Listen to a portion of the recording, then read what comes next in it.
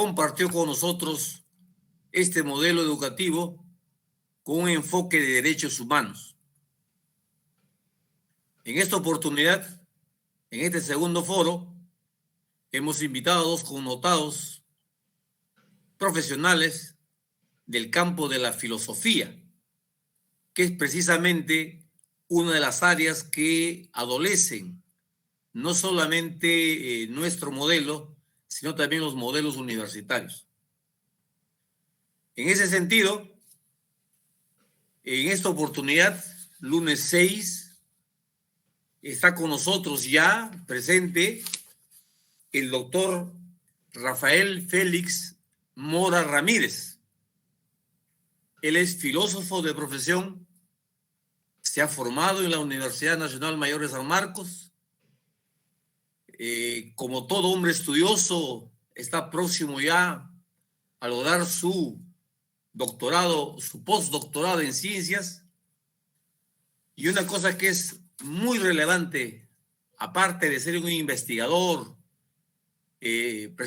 ha presentado diversos artículos en diversas revistas, tanto a nivel nacional como internacional, es que es ganador del Premio de Lógica Francisco Miró Quesada Rada, o Cantuarias, perdón, por mejor artículo inédito en el área de lógica en la competencia, organizado por la Sociedad Peruana de Epistemología y Lógica, SPELO, y la Lógica Universalis Association, LUA. Sin mayor preámbulo, vamos a dar la oportunidad a nuestro vicerrector académico, el doctor Raimundo Híjar Guzmán, para que inaugure este foro, este segundo foro, aparte que nos dé la bienvenida para iniciar esta jornada el día de hoy. Invitamos al doctor Raimundo Híjar Guzmán. Adelante. Muy buenas noches con todos, colegas, buenas noches, señores asistentes, estudiantes, alumnos, docentes. Para mí es un honor estar el día de hoy con ustedes y en especial del vicerrectorado académico en coordinación con la Comisión del Mejoramiento del Modelo Educativo. Desde ya agradecemos la labor que viene cumpliendo el presidente de la comisión, el doctor Julio Maceo Figueroa, sus demás integrantes, la doctora Elsa Escubilca, el doctor Víctor Guaranga, la doctora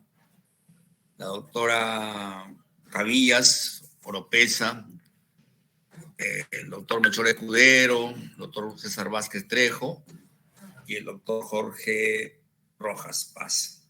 Bueno, desde ya, este es el segundo evento importante. El primer evento ya, en la anterior oportunidad, hubo una excelente exposición con un brillante también ponente que se tomó temas muy interesantes sobre filosofía y la relación con la universidad, ¿no? En los momentos que estamos viviendo.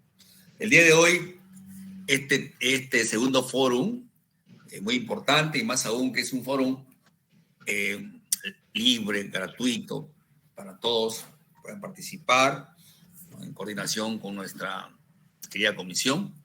Bueno, sabemos que de alguna manera este fórum es importantísimo porque va a dar un análisis real de los lineamientos educativos que se presentan en la educación en el Perú y cómo se va desarrollando a través del tiempo, ¿no? Las mejoras, tanto la tecnología, la filosofía, la lógica, que es importante.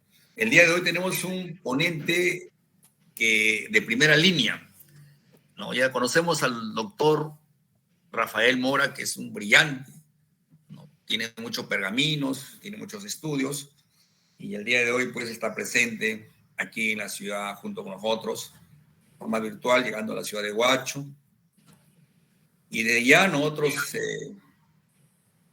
auguramos una buena exposición, por lo cual ya se coordinó este evento con la respectiva comisión, y yo, como vicerrector académico, públicamente agradezco a la comisión que viene trabajando, y a partir de estos momentos aperturo el día de hoy el foro para que el doctor Mora comience a desarrollar su ponencia, pero antes voy a dar el paso a nuestro amigo el doctor Julio Macedo para que las últimas indicaciones sobre este foro. Muchas gracias. Bien, entonces, durante la exposición del doctor Rafael Félix Mora Ramírez, vi el chat, podemos estar haciendo algunas preguntas, algunas consultas, para que al final de su disertación podamos sistematizar y alcanzar los elementos que considere pertinentes y que sean de mayor relevancia para el motivo de este foro. Doctor Rafael, bienvenido. Adelante y lo escuchamos. Ante todo, muy buenas noches. Agradezco la invitación que ha tenido a bien el doctor Macedo para poder convocarme. Realmente es siempre un gran honor, pues, compartir con otras universidades un poco los alcances o las reflexiones que podamos hacer a propósito del modelo educativo. Entonces, voy a compartir pantalla, ¿sí? Ahí vamos a compartir pantalla para que podamos ir viendo esto de acá, que es las reflexiones sobre el modelo educativo en el nivel universitario, retos previos y recomendaciones. Quisiera iniciar pues con una frase de Paulo Freire. Sería en verdad una actitud ingenua esperar que las clases dominantes desarrollasen una forma de educación que permitiese a las clases dominadas percibir las injusticias sociales en forma crítica. Es decir, todo esto que percibimos, el, digamos, problema del bajo nivel educativo en todas las esferas, pareciera pues premeditado, ¿sí? Pareciera calculado para que las personas no tengan pensamiento crítico y no tengan, digamos, mayores perspectivas al respecto de la sociedad. Vamos por orden. ¿Qué dice la Constitución?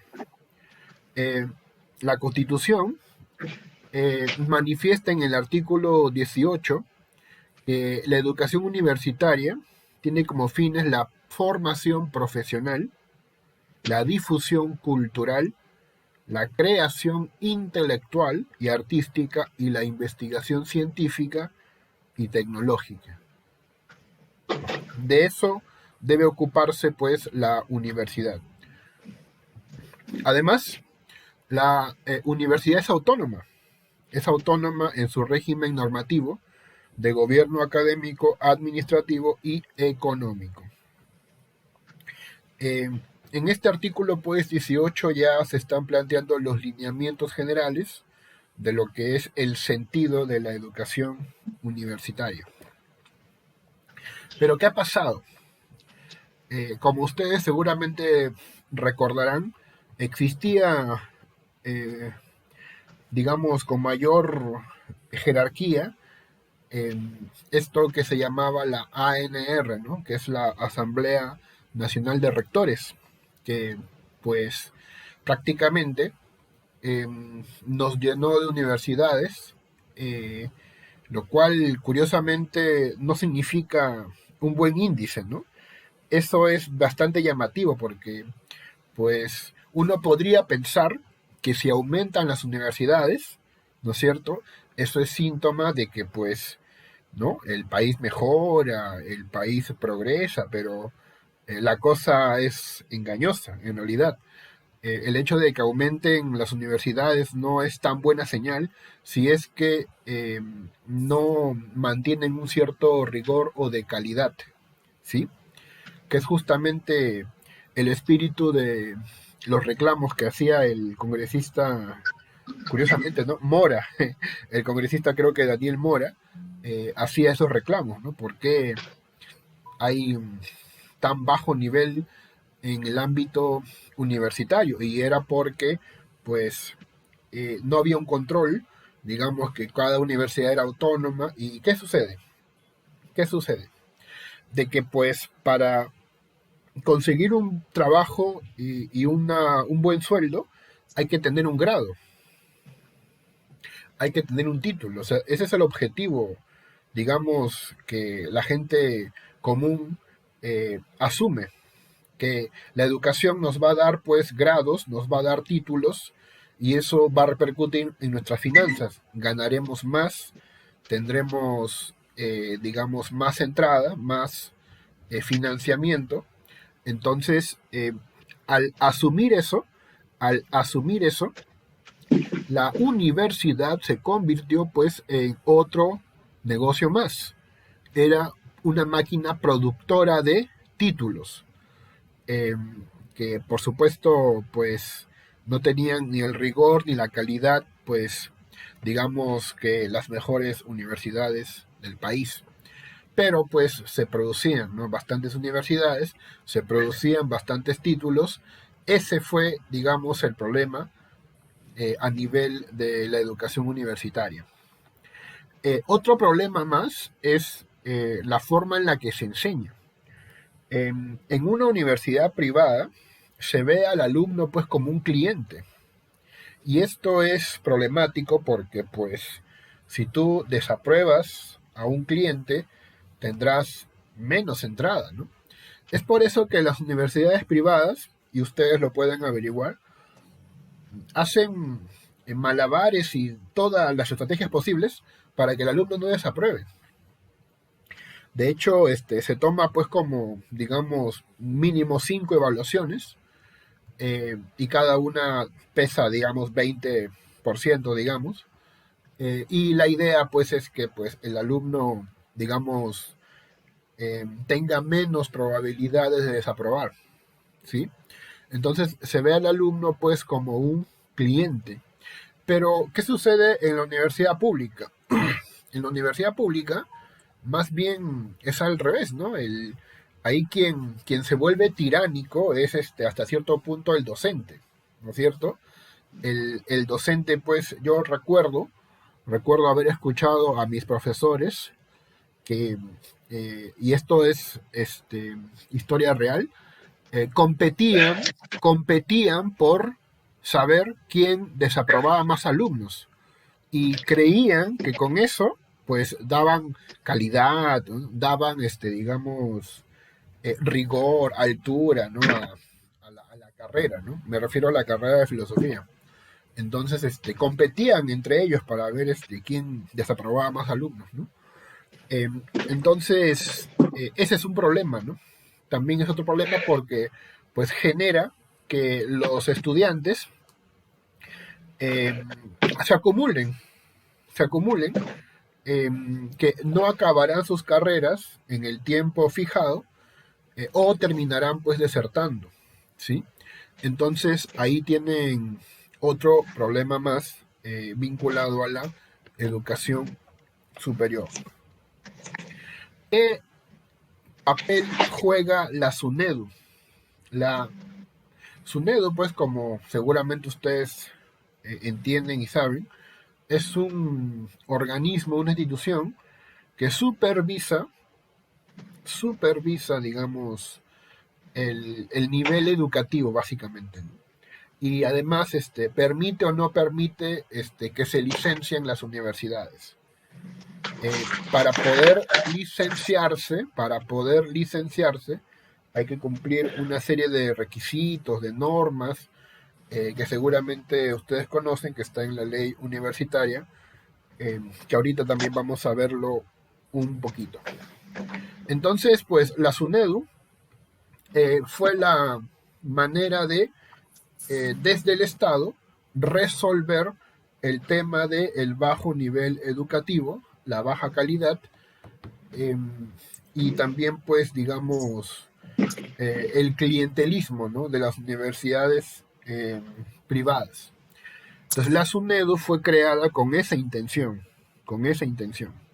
Es por eso, pues, de que Por ejemplo, se ha gestionado pues el despido de profesores que cumplan una determinada edad, cosa que antes no era posible.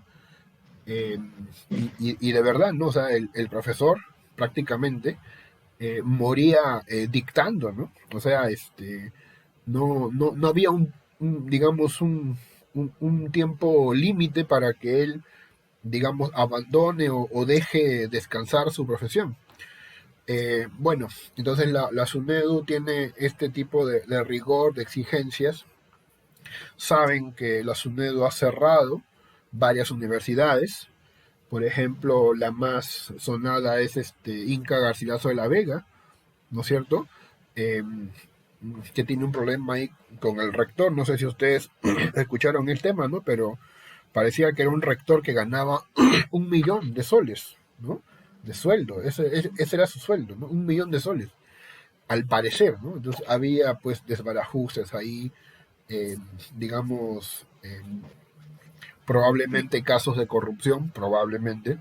Entonces la SUNEDO pues comenzó a cerrar universidades, eh, y ustedes conocen la historia. En la ley universitaria 3022.0 aparecen estas ideas que ven acá: principios, fines de la universidad y funciones de la universidad. Fíjense que yo he resaltado algunos. Por ejemplo, la búsqueda y la difusión de la verdad es un principio, la calidad académica es otro principio, espíritu crítico y de investigación, democracia institucional, meritocracia, ¿no? O sea, la idea de que, pues, los que quieran ascender, pues van a ascender, pero en base a digamos, a su rendimiento, ¿no? Sabemos que antes no era así, ¿no? Antes simplemente, si llegaba al poder un amiguito, entonces él nos podía poco a poco, digamos, promocionar, ¿no? Promover, que es lo que se solía hacer, ¿no? Pero ahora hay el espíritu de la meritocracia, pluralismo, tolerancia, diálogo intercultural y también pertinencia y compromiso con el desarrollo del país. Esto sobre todo es importante para entender el tema del proyecto país, que también hay que tomar en cuenta. Pertinencia de la enseñanza e investigación con la realidad social, rechazo a toda forma de violencia y ética pública y profesional. Dentro de los fines de la universidad, pues fíjense, me llama la atención este asunto de formar profesionales de alta calidad, ¿sí? Formar profesionales de alta calidad. Esa es digamos, los fines, ¿no? Uno de los fines de la existencia de la universidad. Colaborar de modo eficaz en la afirmación de la democracia, el Estado de Derecho y la inclusión, difundir el conocimiento universal y afirmar y transmitir las diversas identidades culturales del país. Algo que me llama la atención es el tema de la formación profesional. El tema concreto de que pues la universidad tiene como objetivo, al parecer prioritario, generar pues una masa, digamos, cualificada, ¿sí? Que pueda desempeñarse en calidad en sus diversas actividades. O sea, la universidad tendría como objetivo el pues crear o generar, producir eh, masa laboral cualificada. Uno de sus principales objetivos es ese, ¿no? Producir masa laboral cualificada, ¿sí? Y esto vamos a ver que representa un problema, ya lo vamos a ver más adelante, eh, porque implica priorizar, priorizar el mercado laboral, el mercado laboral, Sí, y considerarlo como digamos, No, no, una hay una segunda sala. vamos a decirlo así, ¿no? Sí, sí, están entrando Una ya. prioridad, ¿no? El mercado laboral como una prioridad de los modelos Ya está en educativos línea. universitarios. Ahorita te mando, está bien. Micrófono. Sí, Ya, muy bien. Vamos a continuar. ya. Bacán. A Bacán, ver, bacán. entonces, Julio, apaga su micrófono. Ahorita te mando. ¿qué sucede? La SUNEDU tiene una conducta, o sea, loable, ¿no? Lo que hemos leído es pues felicitable, es loable, pero luego te sorprendes cuando ves este tipo de publicaciones, ¿no? En el fanpage de la SUNEDU, en Facebook, se promocionó los eSports en la universidad, ¿no?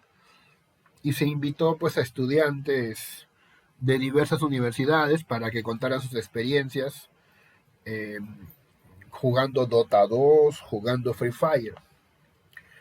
A mí me llamó la atención eso, ¿no? Y de hecho, como yo pues, como todos ustedes seguramente, incluyo en el Facebook también algunos alumnos, por supuesto, que podrían no estar de acuerdo con lo que uno dice, pero al menos a mí me parece esto eh, bastante sintomático, ¿no? O sea, de que la SUNEDO por un lado está pues exigiéndote calidad, ¿no? Exigiéndote, poniéndote límites para el licenciamiento, pero internamente promueven este tipo de eventos, ¿no? A mí me llamó la atención, ¿no? Porque significa pues un sometimiento, significa un eh, acatamiento de la sociedad de consumo. Es más o menos la idea, ¿no? Si no puedes vencerlos, pues úneteles, ¿no? Parece el grito de guerra de la SUNEDU, ¿no? Y está promoviendo los videojuegos, ¿no? Cosa que a mí me parece, pues, de la peor calaña, ¿no? Porque, digo yo, o sea, no hay otras cosas, porque el evento se trataba de, digamos, resaltar las habilidades que uno desarrolla, ¿no? Jugar en equipo, ¿no? Tener pensamiento, digamos, espontáneo, ¿no? Reaccionar ante un problema, resolver problemas, ¿no? Jugando Dota 2, pero mi pregunta es, ¿y no hay otras cosas, ¿no?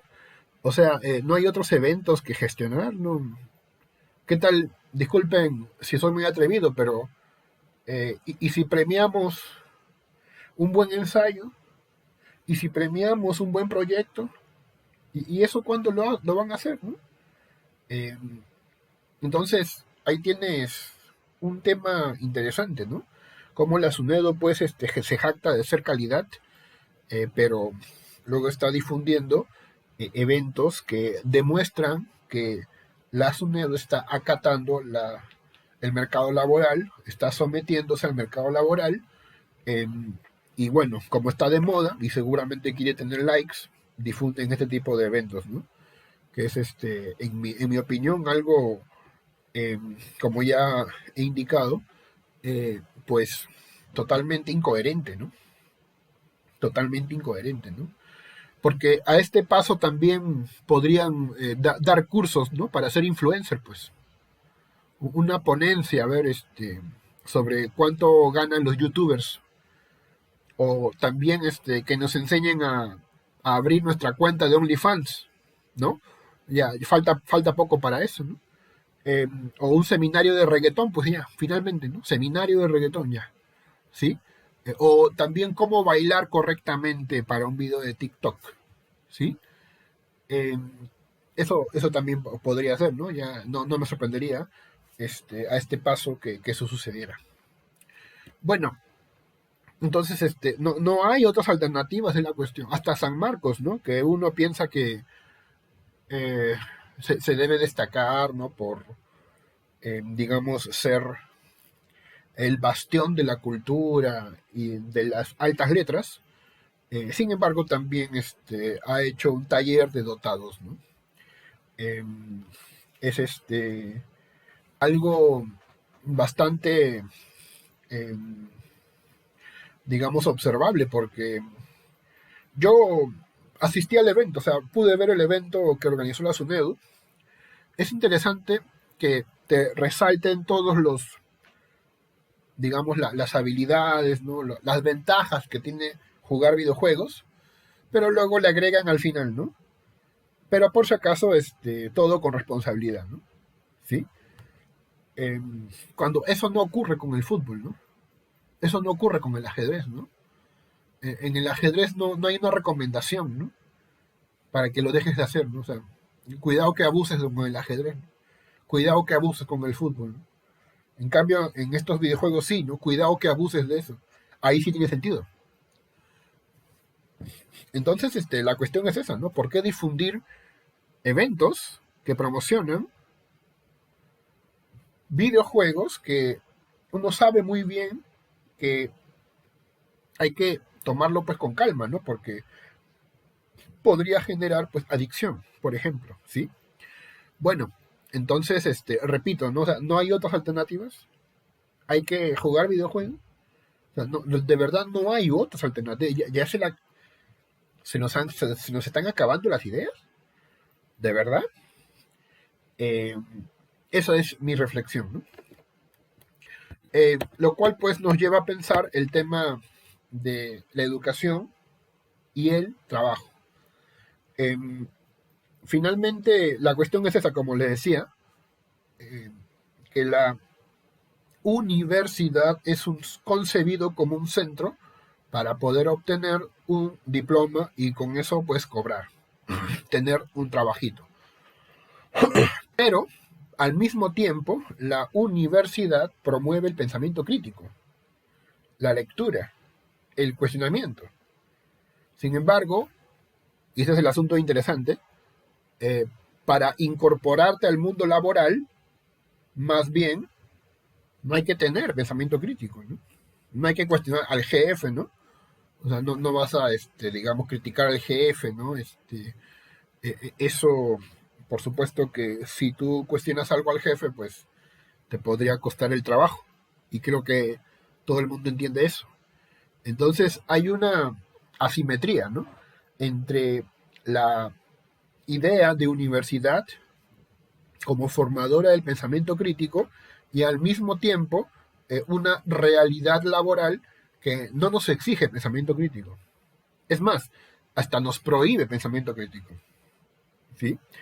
Eh, Cuando yo hablo de estas cosas, pues, y asumo la realidad laboral, pues, como todo aquello, pues, que uno hace, pues, para obtener dinero, ¿sí? Y muchas de las cosas que uno hace implican no tener pensamiento crítico, no cuestionar. Esa es una paradoja ahí que, pues, les invito a que puedan reflexionar y tomar en cuenta. ¿Para qué sirve la educación? ¿Qué, qué conseguiremos, ¿no? O sea, esa es la idea, ¿no? ¿Para qué nos educamos? Porque, ¿para qué? ¿Para tener más plata? ¿Esa es la idea? O sea, estudiamos un posgrado, ¿para qué? ¿Para tener más plata? Eso es el asunto. Eh, la idea es que la educación superior eh, genera una sociedad enriquecida eh, que una de sus prioridades debería ser el esfuerzo colectivo, el concebirnos como un grupo social, como un todo unificado. Esa debería ser una de las prioridades, ¿no? Debería ser. Pero uno ve la calle y simplemente se percata de que triunfa el individualismo, triunfa eso, ¿no? Los discursos individualistas eh, y el pensamiento colectivo o el esfuerzo colectivo simplemente se deja de lado. Entonces, uno, ¿para qué estudia? Y esa es la cuestión, ¿no? De que la educación es un fin en sí mismo. No es que digamos, mediante la educación yo obtengo otra cosa, ¿no? El estudiar es importante. ¿Por qué? Porque es importante. No es porque te dé plata, ¿no? O te dé prestigio. Es la idea de la educación es importante. Por eso es que es un derecho que tienen todos los seres humanos, derecho a educarse, ¿sí?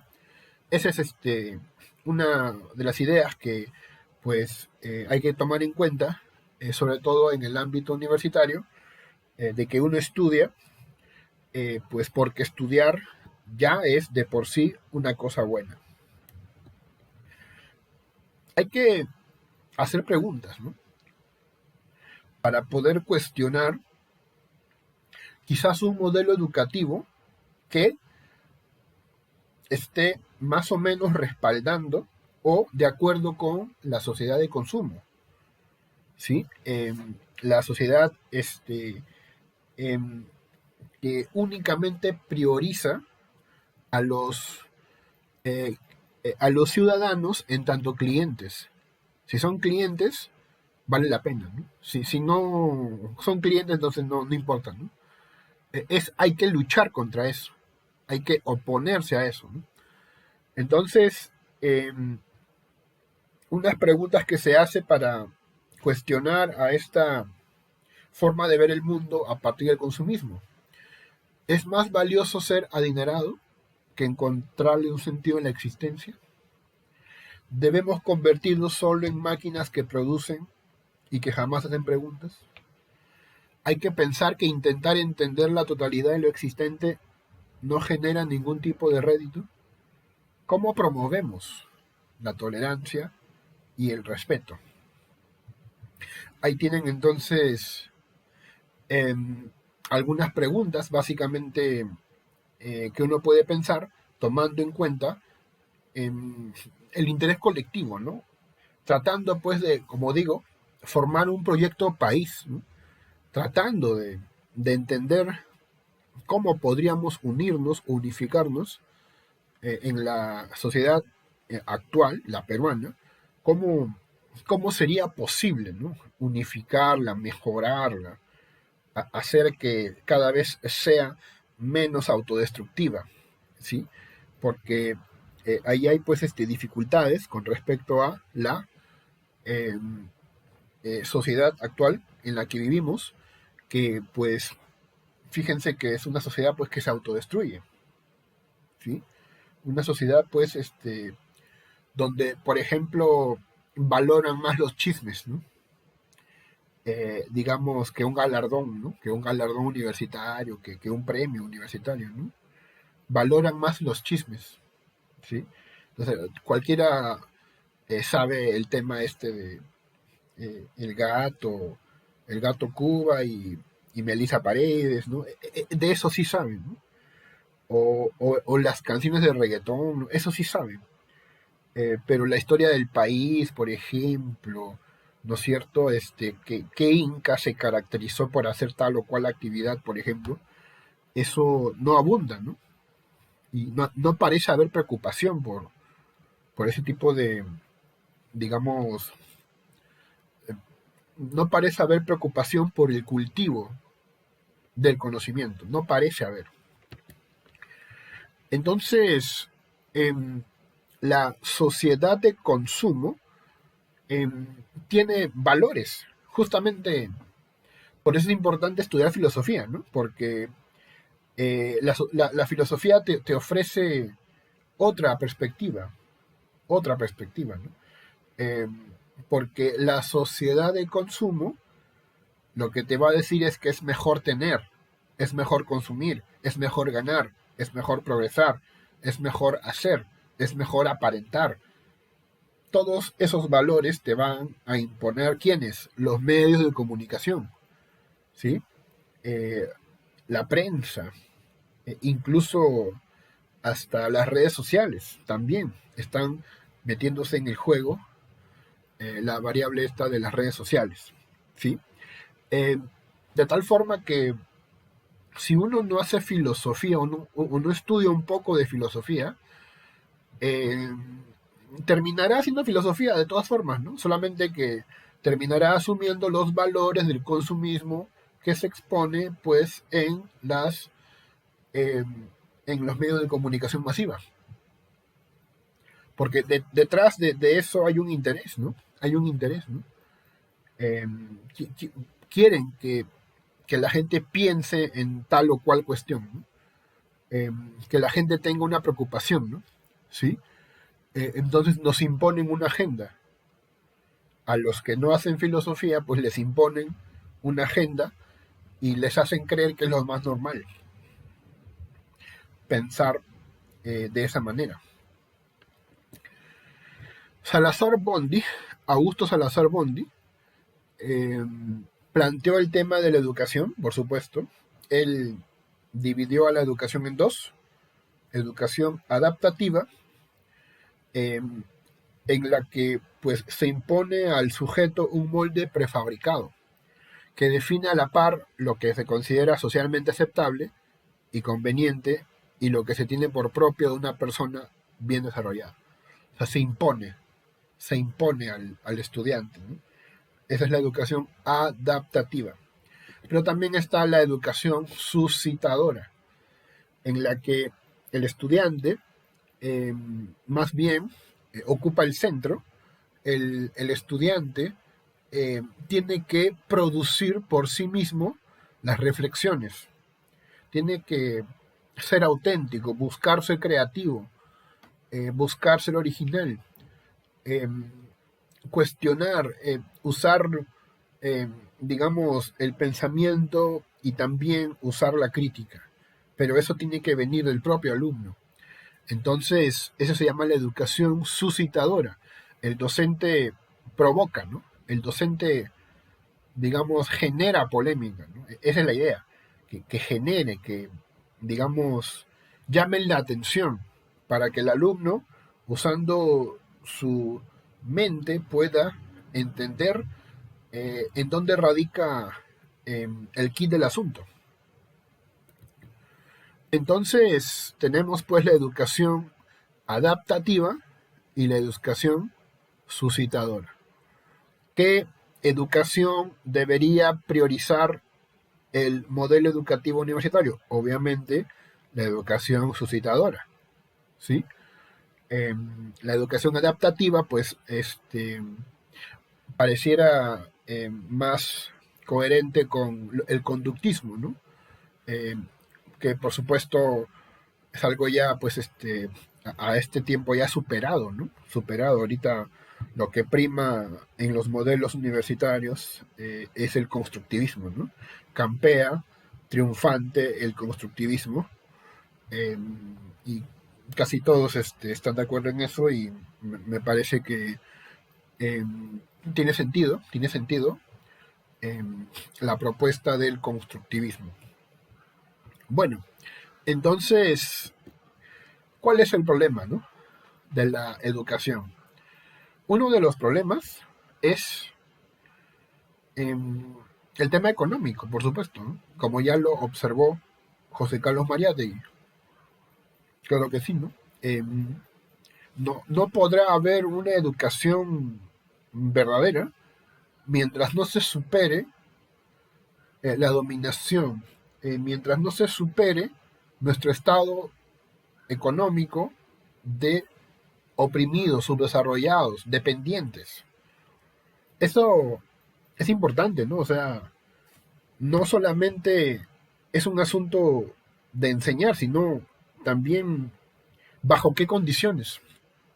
Bajo qué condiciones. Y eh, el asunto que nos revela pues Salazar Bond y también José Carlos Mariátegui es que pues pertenecemos a una sociedad subdesarrollada, eh, oprimida, eh, endeudada, endeudada con, digamos, con el centro del poder, eh, y pareciera pues que no podríamos salir de esta situación de dominación o de sometimiento. Entonces, ese es uno de los problemas de la educación. Ese es uno de los problemas. Eh, pero, por supuesto que no hay que digamos, dejar de pensar, no hay que dejar de pensar que es el único problema, ¿no? De hecho, eh, un problema es cómo se gestiona la educación desde el ámbito privado. Eso es muy interesante, ¿no? Porque, pues, como ya les he planteado hace unos minutos, la sociedad de consumo lo que menos quiere es que pienses, ¿no? Para ellos simplemente debemos ser herramientas, debemos ser una llave inglesa, debemos ser un destornillador, ¿no? Viviente. Ser útiles, pero no pensar. Entonces, un aspecto interesante es cómo se gestiona la educación desde un enfoque privado, ¿no? Eh, y ya, pues hemos visto, ¿no? Hemos visto cómo se ha lucrado con la educación. Un ejemplo es el tema del plagio en las tesis, que pues ni siquiera el presidente se ha librado, al parecer. Eh, entonces, el plagio en las tesis también es pues un síntoma, ¿no? De que las universidades, con tal de cumplir eh, indicadores, están sacrificando, ¿qué cosa? Calidad, pues, también. Solamente para cumplir indicadores. No porque busque el saber, no porque busque el conocimiento, por el conocimiento mismo, ¿no?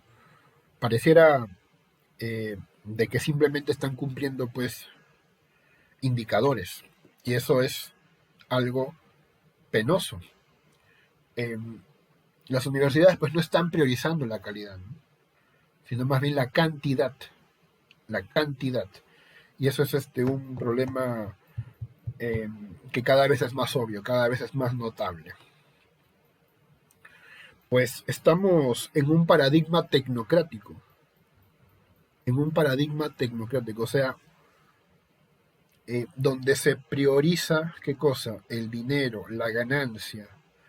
Eh, por eso se estudia para ganar plata, por ejemplo, ¿no? ¿Sí? Eh, sin embargo, si esa es la, la prioridad, si esa es el valor más destacable, eh, justamente eso es algo que nos anula como sociedad democrática. Claro, eh, si la única prioridad es tener dinero y estudiar para ganar más plata, eso anula nuestra capacidad de ser democráticos. Es decir, de exigir valores. Eh, o sea, si al final todo depende del dinero, ¿con qué cara podemos exigirle al presidente que, por ejemplo, no sea corrupto, ¿no? O que no elija personas corruptas en su entorno, ¿no? Por ejemplo, ¿con qué cara? Finalmente, eh, si la economía va bien, pues como que no parece haber mayor problema, ¿no? Si la economía va bien, no parece haber motivo para, pues, alarmarse, ¿sí? Porque es justamente, ¿no? El tema eh, de la ganancia, el dinero, el status quo, pues. Bueno, vivimos pues en un paradigma tecnocrático, el que sustentó y fundamentó esta visión de la educación. Podemos en el Perú retrotraerlo hasta Manuel Vicente Villarán.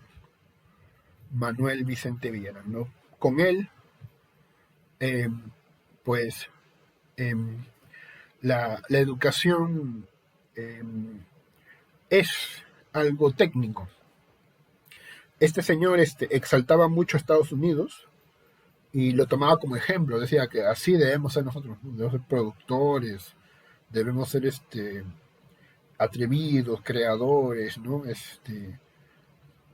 Pragmáticos. Entonces, este caballero, pues impulsó la educación tecnocrática, o la educación técnica, mejor dicho, la educación técnica. Él con algo de razón reclamaba, ¿no? Que en el Perú hay mucho poeta, ¿no? Mucho poeta, mucho literato, mucho sacerdote. Pero hay pocas profesiones, hay pocos profesionales en cosas prácticas. Muchos filósofos, diría él también, ¿no? Vicente Villarán, por supuesto, ¿no? Mucho letras, ¿no? ¿Para qué tantas letras, no? Hay que hacer cosas prácticas, es lo que va a decir Vicente Villarán. Y para sostener esta idea, pues, por ejemplo, podemos hablar de Manuel Belgrano. Miren, hay una frase que ahí la compartimos. Los países civilizados no exportan materia prima, sin antes transformarla localmente. De lo contrario, estarían creando ocupación en el país comprador y desocupación en el país proveedor. No exportemos cueros, exportemos zapatos. Ahí está, ¿no? Un pensamiento, pues, coherente, ¿no? Por supuesto, coherente, ¿no? Sin embargo, si vemos la realidad, pues, vamos a darnos cuenta de que no se ha traducido esto en efectos prácticos, ¿no? Aquí hay bastante conformismo. No pareciera haber un espíritu de superación. Entonces, las personas se autoconciben o se autoperciben, pues, como miembros de un país, pues, subdesarrollado, ¿no? Donde uno, si puede, mejor viaja, ¿sí? O sea, abandona el país, ¿no? Que es el sueño americano, ¿no? La American Dream, el hecho de dejar la patria, ¿no? Dejar la patria, que es lo que se está promoviendo. Lo que se está promoviendo es eso, ¿no? ¿Cuántos de ustedes habrán escuchado historias, ¿no? Del amigo que se fue de viaje y se quedó allá, ¿no? Porque, ¿para qué va a regresar, no? ¿Para qué va a regresar? Si aquí está, todo está cada vez peor. Entonces, ese tipo de cosas, pues, generan estos pensamientos antinacionalistas, por ejemplo. Debería, por supuesto, compararse el tema de la educación con el tema de la ciencia. Claro, porque hay una política que no incentiva la investigación o no incentiva la protección de nuestros investigadores, en todo caso. Básicamente, el alumno que va de viaje a conocer, digamos, unas nuevas tecnologías, termina quedándose allá, ¿no? Por ejemplo. Y además, bajo el enfoque neoliberal,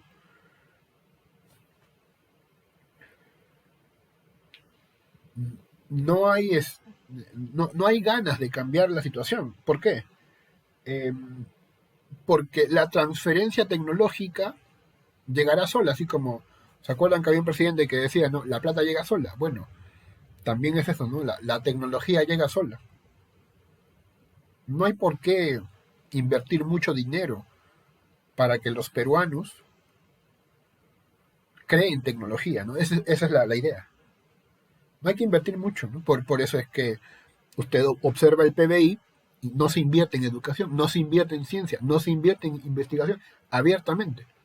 No se invierte en esas cosas, ¿sí? ¿Por qué? Y esto está debajo de los supuestos. Es más económico que aquí llegue un smartphone y que nuestros técnicos vean la forma de arreglarlo, a crear smartphones. ¿Se entiende? Es el pensamiento conformista, pues, aceptado en nuestra naturaleza neoliberal. No conviene que hagamos tecnología, mejor que llegue la tecnología de afuera y aquí la investigamos. un espíritu pues derrotista, conformista, que no solamente está en el ámbito educativo, también está en el ámbito de la política, de la ciencia. ¿Qué problemas tiene el peruano? Y que debería ser profundizada por la ciencia, ¿no? El tema de la seguridad, por ejemplo, la falta de dinero, cobros elevados de los servicios básicos, precios elevados de alquiler, inestabilidad laboral, desnutrición, problemas de salud, cobros excesivos en los colegios, no hay agua, bajo nivel educativo, problemas familiares, no hay título de propiedad, hay gente endeudada y falta luz y alumbrado público en la zona. ¿Sí? Entonces, esto podría ser los temas de estudio de la ciencia. Si nuestra ciencia pues fuera auténtica, si nuestra ciencia fuera bien pensada, bien dedicada a resolver los problemas, ¿no? Y no pues, como sucede, que pareciera ser más que un adorno.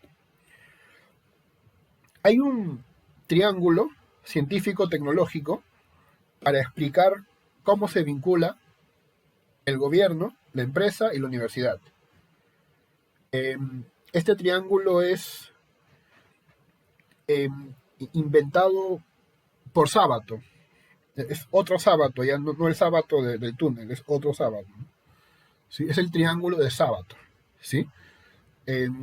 Y esto lo voy a usar un poquito más adelante cuando hablemos de la educación, porque se vincula mucho el tema de la ciencia con el tema de la educación. Entonces, pues, es evidente de que la educación superior prioriza una formación productivista, comercial. Se enfocan en una visión técnica. Por lo tanto, borran las humanidades, porque es lo que está de moda, ¿no? Por ejemplo, no las incluyen, ¿no? Porque para la perspectiva industrial, para la perspectiva capitalista, ¿para qué, no? ¿Para qué van a llevar filosofía, no? ¿Para qué, no? ¿Sí? No lo entienden, porque no da dinero, pues. No lo entienden. Cuando en realidad la filosofía te genera disciplina, te genera un espíritu interesante, te hace gustar la lectura, gustar los libros, ¿no? Buscar los sentidos. Esa debería ser, ¿no? La idea de llevar filosofía, esa debería ser, ¿no? Pero también entiendo que a veces los que enseñan ese curso a veces no lo hacen dirigiéndose a eso, ¿no? Pues hace falta incluir a las humanidades para que no todo se vuelva dinero, para que no todo se vuelva ganancias. Las letras, eso hay que rescatarlo, hay que impulsarlo, ¿sí? Hay que hacer concurso de letra, concurso de poesía, no concurso de videojuegos, ¿no? O concurso de reggaetón, ¿no? Concurso de letra, de poesía, de ensayos, de libros. Eso debería ser prioridad de la SUNEDU y no pues promover videojuegos, ¿no? No entiendo qué está pasando ahí. Pues hay que tomar en cuenta que finalmente debemos pues proteger la democracia. Y una de las formas de proteger la democracia es con la educación. Es por eso que muchos pues colocan su grito en el cielo cuando escuchan que el Congreso está queriendo, ¿no?, habilitar la creación de más universidades, chicha, digamos, ¿no? Uno se preocupa, ¿no? Porque uno se da cuenta de es para generar dinero, ¿no? Y al final una sociedad con bajo nivel educativo, donde tal vez el dentista que te va a atender a ti más tarde va a practicar contigo, ¿no? Porque sacó su título de no sabe cómo, y termina practicando con sus clientes, ¿no? Obviamente sin que ellos lo sepan, ¿no? Pues hay que eh, generar la idea de una ciudadanía mundial, que el alumno tenga capacidades argumentativas y críticas, desarrolle empatía y compasión y se entiendan como parte de un sistema mundial complejo.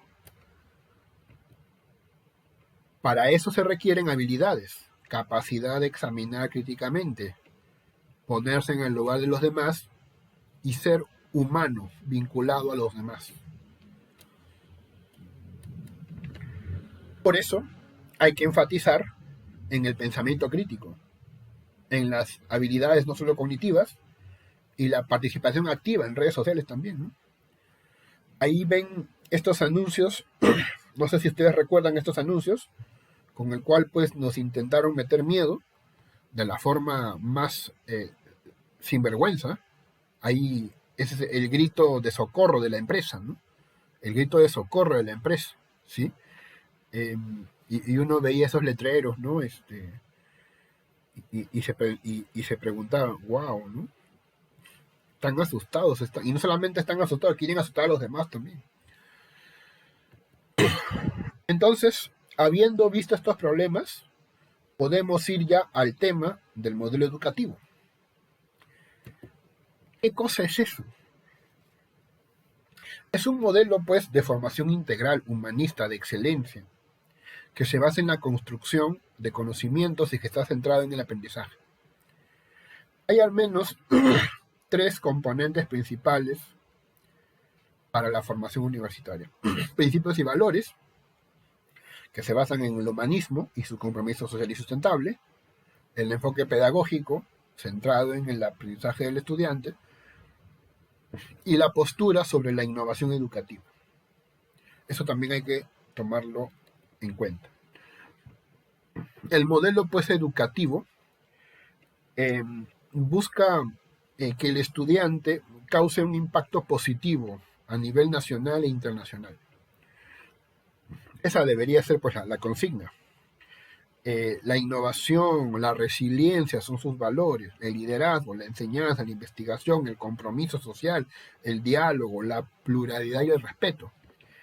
Esos valores deben estar incorporados en el modelo educativo. Ahora bien, existen estudios sobre esto. Yo he podido recoger algunas contribuciones de Molina, Lavandero y Hernández, que estudian el tema del modelo educativo en Ecuador, en la Universidad Técnica de Manatí, ¿sí? Y bueno, ellos exploran la cuestión y investigan, pues, de que los modelos educativos o el modelo educativo de sus universidades pues tiene, ¿no? Digamos, aristas ontológicas, antropológicas, sociológicas, axiológicas, epistemológica, psicológica y pedagógica. Un modelo educativo, pues, es, digamos, la forma en la cual se va a enfocar la educación de parte de esta institución. Existe, pues, diferentes ejes en el modelo educativo: epistemológico, axiológico, de investigación, de formación, de capacitación docente, de competencias profesionales generales. Por supuesto que existen, pues, ya modelos desfasados. Por ejemplo, la educación tradicional, el profesor sábelo todo, que todo lo transmite, o sea, que la fuente de la sabiduría es él, por ejemplo, ¿sí? Otro modelo desfasado es el conductismo también, ¿no? O sea, tú tienes que imitar al profesor, imitarlo, y si lo imitas bien, sacarás buena nota, ¿no? Eso también se ha superado. Lo que está en pleno auge y vigencia es el constructivismo, ¿no? Que al parecer es la bandera, digamos, más aceptada, ¿no? Por casi todas las universidades, ¿no? Aquí destacan Lev Vygotsky, Jean Piaget y David Ausubel. Entonces, este ensayo que les recomiendo que lean, de la Molina, Lavandero y Hernández, intenta pues sustentar la idea, por supuesto, de que un modelo educativo debe, digamos, considerar el constructivismo y también el enfoque sociohistórico, ¿no? También hay ese interés, ¿no? No solamente conocer, sino también que esto te repercuta a nivel social. Entonces, ¿qué se consigue? ¿Qué se quiere lograr con este modelo educativo? Mejora de la calidad de la enseñanza y aprendizaje. Diversificación de los componentes en los sistemas de educación superior. Desarrollo de actividades de investigación científica y tecnológica. Promoción de la educación como un servicio a la comunidad. Esto hay que tomarlo en cuenta. Y valoración de los saberes ancestrales apropiados por las comunidades también. Imagínense, ¿no? En Ecuador ya se piensa así, ¿no? Entonces, dentro del eje axiológico destacan la responsabilidad, el compromiso con la excelencia, honestidad, trabajo e imparcialidad. Por supuesto que el tema de la honestidad, pues, por ejemplo, ¿no? Ha sido materia de debate, ¿no? Por ejemplo, no sé si ustedes sabían que la Universidad Católica presionaba a los alumnos para que paguen, ¿no? Y si no pagan a tiempo, les ponían una alta mora, altísima mora, ¿no? Altísima. Esto no era vigilado por nadie, hasta que alguien puso la queja, ¿no? Y Indecopi se puso a trabajar y le pusieron su multa, ¿no?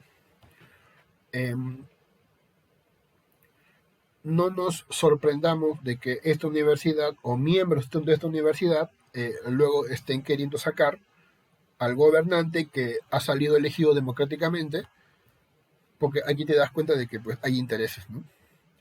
Podría, ¿no? O sea, revertir esta multita, ¿no?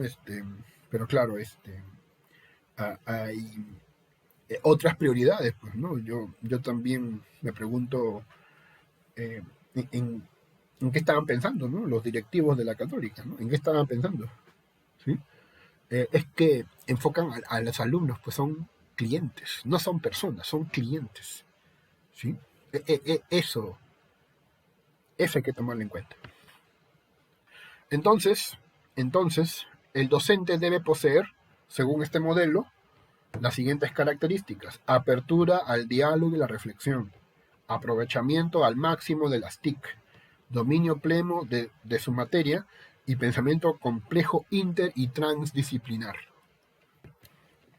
Volviendo al triángulo que hace un rato vimos, volviendo al triángulo, yo humildemente doy estas sugerencias, ¿no? Para entender cómo se vincula el Estado, la empresa y la universidad, ¿ya? Esa es mi propuesta. El gobierno garantiza libertades a las empresas, pero también pone límites razonables. El gobierno exige y motiva a los docentes más preparados, financiando a la universidad y sus proyectos. La universidad se ocupa de desarrollar habilidades de unidad social para formar ciudadanos democráticos y así evitar el deterioro social. La universidad desarrolla en sus alumnos habilidades acordes con los intereses empresariales, tales como el manejo de la tecnología, el dominio de idiomas globales. Los alumnos, además, aprenden a trabajar en equipo, a nivel interdisciplinario. Las empresas mantienen ciertos intereses productivos relacionados a la acumulación de su capital. Ofrecen vacantes para futuros profesionales y para ello exigen estándares mínimos.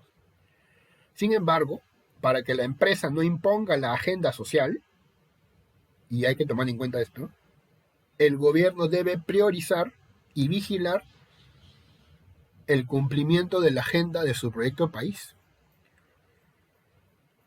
para que la empresa no imponga su agenda, pues, que es lo que actualmente sucede. Sobre todo hoy es relevante la cuestión de la educación, la salud, el trabajo, la alimentación. esos temas deberían ser motivo de estudio, pues, de parte de las universidades. Entonces, ya para terminar, esta es mi propuesta de cómo sería, pues, una enseñanza, ¿no? Una educación, un modelo universitario, digamos, de mi gusto, ¿no? ¿Ya? Primer año, estudios generales, por supuesto, ¿no? Primer semestre, humanidades, ciencias e idiomas. Segundo semestre, humanidades 2, ciencias 2 y computación. Segundo año, estudios de especialidad. Ahí sí ya el alumno estudia por su carrera, ¿no? Formación técnica y conocimientos de la carrera. Y en el segundo semestre, formación empresarial y habilidades políticas. Eso también es importante, ¿sí? Que el alumno entienda cómo piensa la empresa y cómo poner su empresa, por supuesto. Y también habilidad política, o sea, que entienda qué es hacer política y que la política no se reduce simplemente al amiguismo, ¿no? Tercer año ya habría trabajos y estudios, pues. Primer semestre, ocupación laboral para aplicar lo aprendido. Que es aquí donde el alumno ya, en su tercer año ya podría estudiar, enseñar, por ejemplo, y cobrar por eso, ¿no? O ser ayudante de cátedra, por ejemplo, o ser docente en algunas academias, de repente, ¿sí? Pero eso ya viene gestado por la universidad, debería ser gestado por la universidad. Actualmente, lo que sucede es que cosa es, sálvese quien pueda, ¿no? El que consigue chamba, pues la consiguió, pero no está gestionado por la universidad, es simplemente un sálvese quien pueda. Segundo semestre, estudio de especialidad. Cuarto año, investigación y estudios. Integración de equipos multidisciplinarios. Segundo semestre, estudio y especialidad. Y finalmente, quinto año. Primer semestre, organización de eventos para difundir los saberes logrados. Y segundo semestre, ocupación laboral para formar parte de la... Aquí ya la universidad te coloca, ¿no? ¿Sí? Te coloca en algún puesto, ¿no? Que por ejemplo lo que hace la católica, no sé si ustedes saben eso, ¿no? La católica prácticamente pues se preocupa por ese aspecto, entonces ubica a sus alumnos, ¿no? En puestos clave. Es por eso que tú ves bastantes periodistas, ¿no? De la católica, ¿no? Ahí están puestos claves, ¿no? Desempeñando una función, ¿sí? Una función determinada, ¿no? O sea, que es mantener el status quo y celebrar el pensamiento empresarial, ¿no? Bueno, esa ha sido mi presentación. Estoy atento a sus preguntas o comentarios. Muchas gracias. Estamos muy complacidos, doctor Rafael, por su brillante